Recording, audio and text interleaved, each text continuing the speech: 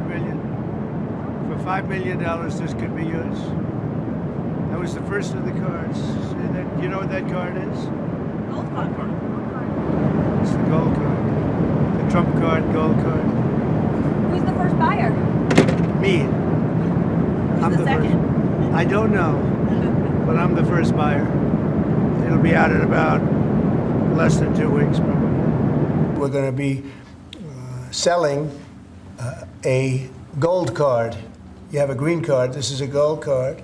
We're going to be putting a price on that card of about $5 million, and that's going to give you green card privileges plus. It's going to be a route to citizenship, and wealthy people will be coming into our country by buying this card. They'll be wealthy, and they'll be successful, and they'll be spending a lot of money and paying a lot of taxes and employing a lot of people.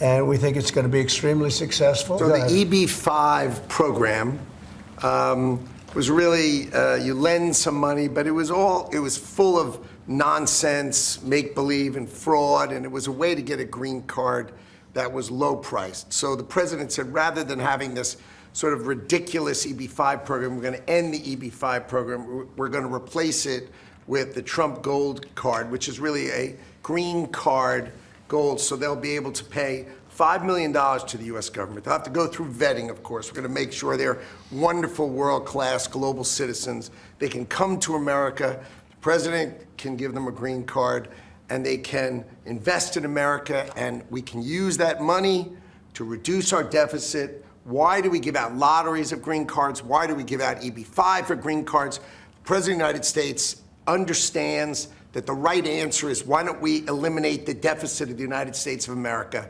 instead?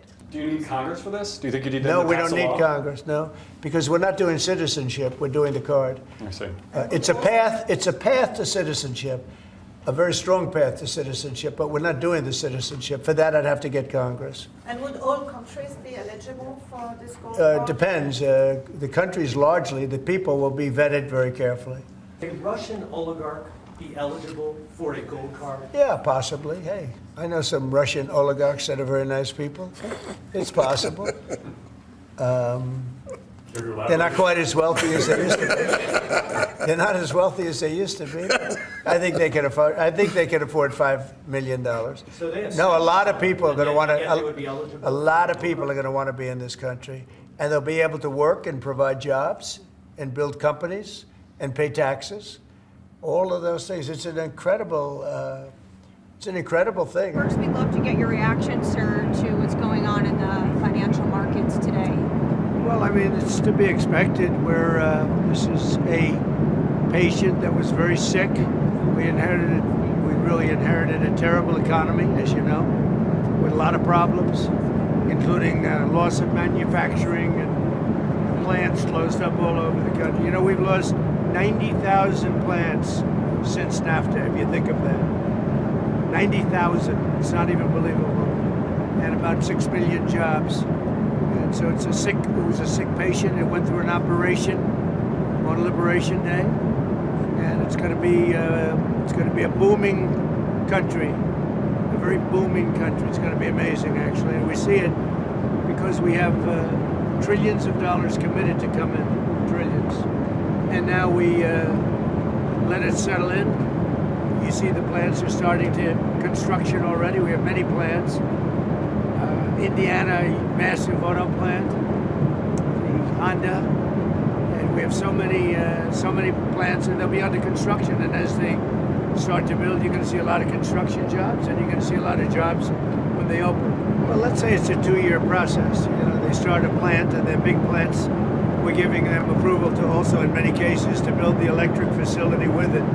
So you have electric generation and the plant, and they're big plants. Now, the good news is a lot of money for them, and they can build them fast, but they're still very big plants. So I'd always say it would take a year and a half to 2 years. But the chips are starting very soon. The pharma is going to be starting to come in, I think, at a level that you haven't really seen before. We are looking at pharma right now, pharmaceuticals, as a separate category.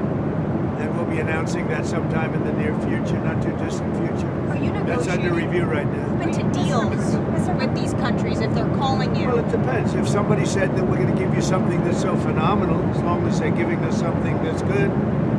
For instance, with TikTok as an example, we have a situation with TikTok where China will probably say, we'll approve a deal, but will you do something on the tariff? The tariffs give us great power to negotiate.